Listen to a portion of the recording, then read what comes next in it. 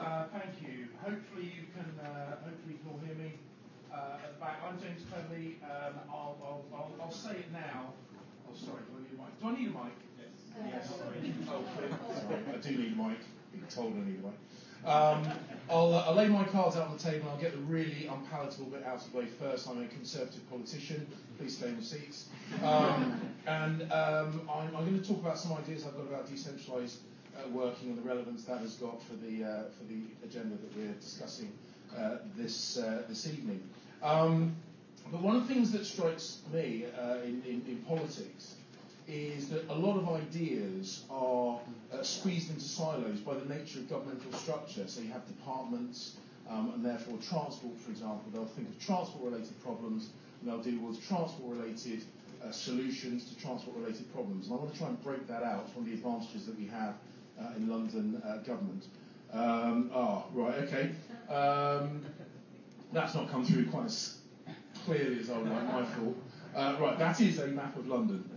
Those little grey boxes are place names in London, but that's not important. Those coloured bands are basically the travelling times to central London. And basically that green band is about an hour. So the edge of that green band is the hour travelling time to central London. So what on earth has that got to do with network high streets? I will come to that. But that puts into perspective the amount of time that working people in London spend on transport nodes. Whilst it's not all non-productive time, it's certainly not optimally productive time. I'm going to move on to something else, which again has got nothing to do with the high streets. This is gender pay differentials.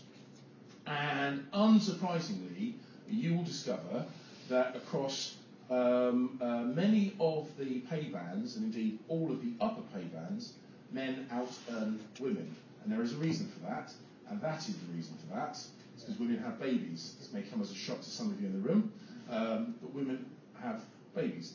And having babies and the issues around childcare often make it very, very difficult for women in work to keep up with the incomes of men who are equally experienced and qualified. So how do we resolve this? Well, she doesn't have a baby in the shot, but that isn't necessarily the relevance here. One of the big things is about decentralising where people work, because actually a lot of the issues around working women in childcare are about just the simple logistics, dropping kids off, picking kids up, and the time it takes then to add in movement to and from your place of work. So those childcare issues, it's not the having the kids, it's not the giving birth that's the issue, it's the logistics of it. And until we get a much more even split in terms of the childcare workload between men and women, and I don't see that happening, it hasn't happened in the last couple of thousand years, I'm not sure that's going to happen in the next couple of 10. We are going to have a situation where the logistics of women travelling to and from work will have a major impact on their ability to fully realise their potential. Again, I'll come on to why this is relevant to high streets in a second. Those two humps, okay, you can't see the metrics along the side and bottom, it doesn't really matter. What that basically is the demand curve for public transport in London over a 24-hour cycle. And unsurprisingly, we get a big spike in the morning as everyone travels into town, big lull in the middle of the day whilst everyone's at work, another spike in the evening as everyone travels home, and then that lull at the bottom when people are at home and or in bed. And that leads us to a couple of things. That's what public transport looks like in the morning and the afternoon. And that's what public transport looks like for big chunks of the day. And yet, we have to pay for that. We have to pay for that capacity so that we can transport those big demand spikes in the morning and the afternoon. And the reason why is because that is the transport pattern, roughly, for London. People get sucked into the suburbs in the morning and sucked in from the suburbs in the morning and spat back out into the suburbs in the evening. So, and this is where we get to the high street bit, the big idea, which will touch on all those different issues, so social issues, employment issues, gender equality and pay issues, better utilisation of transport infrastructure issues can be, I think, not necessarily resolved, but significantly mitigated if we had a commuting pattern that looked a bit more like that than the previous slide. So what we're looking kind of Brownian motion, people moving into London a bit, out of London a bit, around London a bit. Okay, and the only way we're going to get that is if we have much more significant employment out in the non-centralised bits of London, the suburbs, for want of a better word, on or near where people live, on or near our high streets. Because, unsurprisingly, many of our high streets are suffering because of very significant changes in how people shop, how people socialise, and that kind of stuff. And hanging baskets and block paving is only going to go so far as attracting people back onto the high streets. If we really want to get the high streets buzzing again, we've got to get money where the high streets are. It's unsurprising that the retail area underneath Canary Wharf is doing incredibly well. And the reason why is because there are a couple of thousand people with spending power physically located above those shops.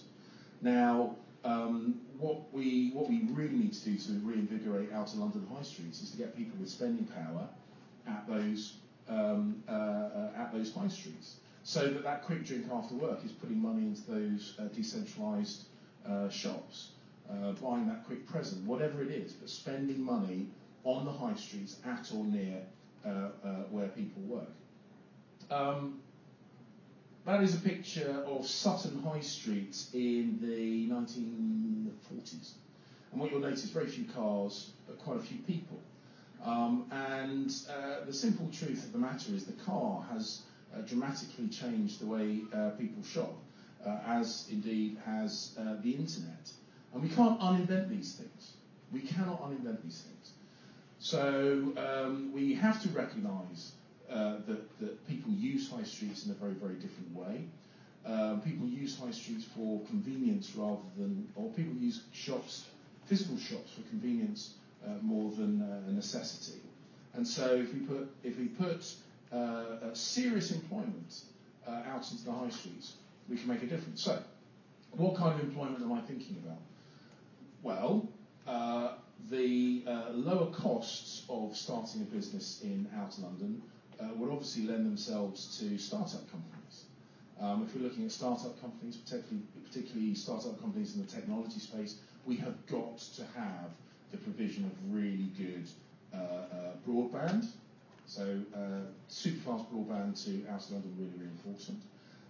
Cluster that around work hubs, because people do like to socialise, people do like to interact with work colleagues. So having places where people can come together, little business hubs, little work hubs, that are really good quality. Because I'm from outer London, I represent a constituency in outer London. I don't want outer London to be seen as some nearly but not quite. Okay, so it needs to be good quality provision. It needs to be at or on those high streets, and that will unlock so many opportunities. What do we need to make this happen? What do we need to make this happen?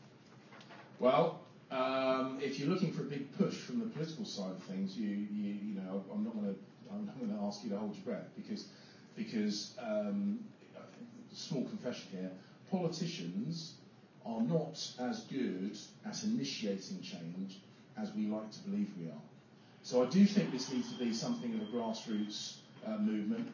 I think creating and facilitating the opportunities for businesses to start locating, to give a clue, to give an indication of the opportunities that are available, that will unlock the courage at a political level to start really putting things in place to pull down the business rates, the cost of doing business in these high streets. That's what we need to achieve. So, in conclusion, suburbs are where it's at.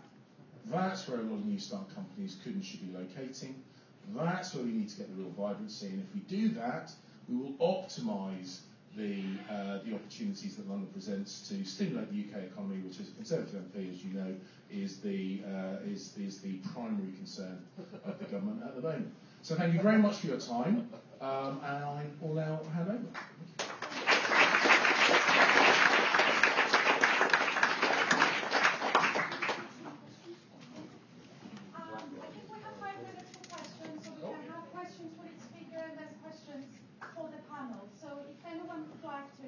Yeah, I wanted to ask about what do you think are the implications for the financial services sector? Because the previous mayor had the London plan, which had at the centre financial services, and that was the sort of magnet that would draw everyone into the centre of London. So, I mean, does your strategy have kind of knock-on consequences for that being smaller or being distributed around the place, or how does it work? My idea, and I put this forward. This is a personal idea rather than the City Hall plan. My personal idea. This is adding to the totality. I don't see the financial services sector diminishing because of this. There are opportunities to decentralise.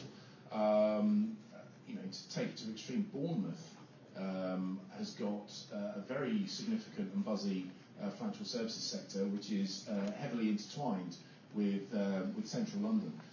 This is about freeing up capacity because there's a lot of functions, even functions associated with those traditional central London activities that could and should be decentralised. That will free up office space, that will free up transport capacity so that you can start getting a much more healthy mix of economic activity in central London and all other parts of London. I think this kind of that concentric circle, central business district, blah blah blah, with a kind of residential outer link, that's gone. That's old hat. And I strongly believe that multi-node pattern of work really is how we're going to optimise.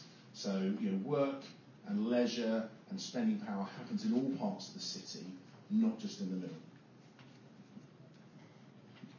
Mike? So I'd be critical of your idea saying that this can all be done about central planning.